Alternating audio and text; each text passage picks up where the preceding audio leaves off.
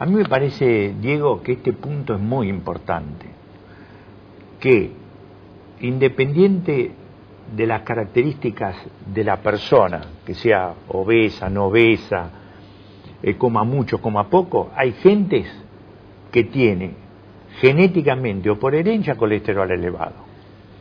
Y hay gentes que lo tiene en relación a muchas veces alimentos, obesidad, etcétera. Entonces ese es un primer punto, no desesperarse si uno genéticamente tiene el colesterol elevado y ve que come todo el día verdura, pescado y no le baja, no desesperarse porque esto es una cosa que existe, que es común y que tiene un manejo diferente al otro que tiene colesterol elevado por razones en general alimenticias, sedentarias, etcétera.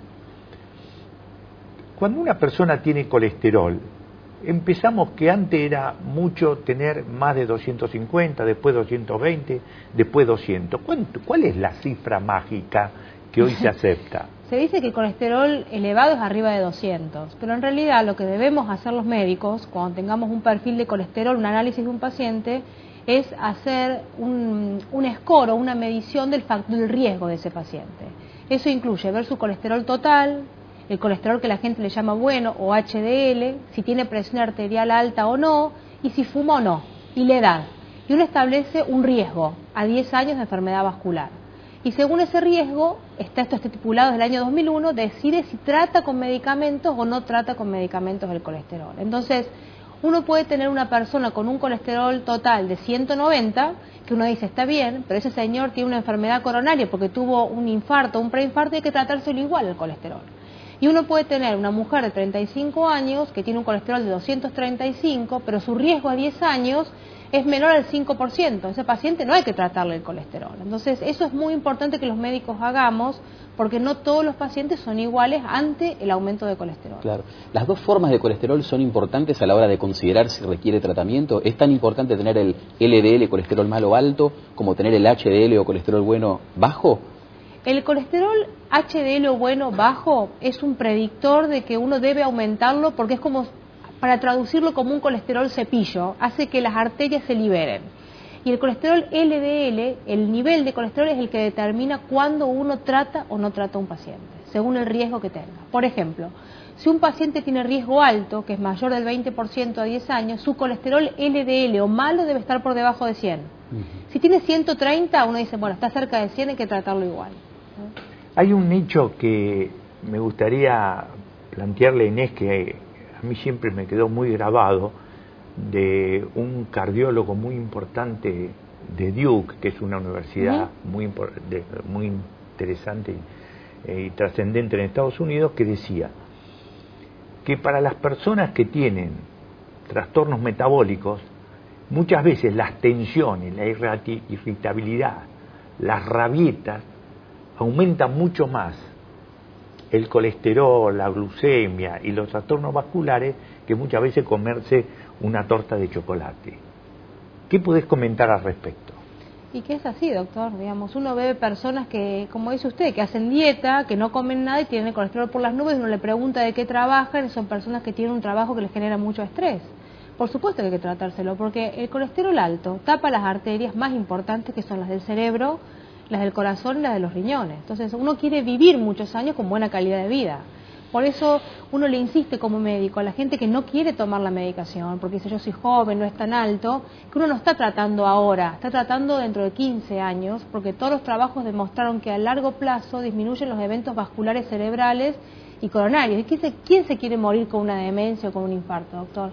Nadie. Inés, hay gente que no tiene el colesterol alto o muy alto, pero tiene los triglicéridos altos, que son el otro tipo de grasas. Sí. ¿Eso tiene igual importancia para el tema de la obstrucción de arterias o no? Tiene la misma importancia. La ventaja es que los triglicéridos elevados se tratan con medicamentos a partir de 500, porque hay mucho riesgo de pancreatitis. Si no, uno al paciente antes debe instilarle cambios de vida.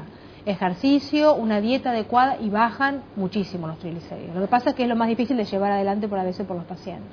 A mí me parece que vamos avanzando en temas que a mí me resultan fundamentales.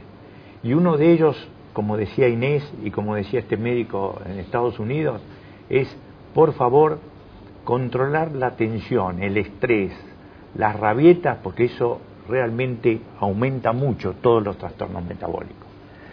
Y el otro aspecto que me parece importante, que no todos los pacientes son iguales y que hay que individualizar la situación de cada uno para ver qué le recomendamos. Dos preguntas muy importantes. Alimentos.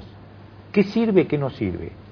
Sirve hacer una dieta variada, comer de todo, comer rico y comer mucha fibra, con mucha cantidad de agua, evitar el alcohol y los tóxicos, que es el tabaco, ¿sí? Uno puede hacer la mejor dieta, doctor, pero si fuma es un factor de riesgo independiente para tener una enfermedad vascular por colesterol. Entonces, ese es importante. La actividad física. Mínimo 180 minutos por semana, caminar, nadie está hablando de un gimnasio ni de gastar plata, es caminar 180 minutos por semana. Hay un trabajo inglés que lo hicieron... Es decir, 1 hora y media por semana. Exactamente, y el trabajo inglés que lo hicieron en Londres es para la gente como ciudades grandes que tienen un problema con el tema del tiempo. Caminar 180 minutos el fin de semana es lo mismo que caminar 7 días a la semana. Muy bien. Y tercero, la medicación, porque la nos medicación, queda muy poquito. Ideal, las estatinas son drogas seguras. Si una cae mal, hay muchas alternativas para usar, y en algunos pacientes los fibratos que tienen algún tipo de riesgo, pero el médico va a saber qué es lo mejor para cada paciente. Una chiquita, ¿el alcohol ayuda al colesterol o no? El alcohol en mínimas dosis para placer. Okay. No para subir el colesterol. El vino. Muy bien. Yo creo, Inés, como siempre, muy claro, muy precisos tus conceptos, y entonces vamos a sintetizarlos. Si usted tiene colesterol, puede ser que sea genético o puede ser que no sea, sino que esté en relación a su conducta, alimentos o actividades. Tener una buena evaluación médica para saber si necesita medicación o no necesita medicación. Saber que la actividad física, no mucho, 1 hora y media por semana, ayuda mucho, aunque sea caminando, para controlar de alguna manera los trastornos que producen estas alteraciones metabólicas. Y después, en relación a la medicación, saber que algunos necesitan esas famosas estatinas que tienen muchos nombres, o algunas veces fibratos, que son otro tipo de medicación, para que usted pueda controlarse, y cuanto antes mejor, así dentro de 10 o 15 años no paga el precio que pagan los que tienen trastornos del colesterol o metabólicos elevados. Muchas gracias, Inés, muchas gracias, Diego, y muchas gracias a ustedes para escucharnos. Gracias.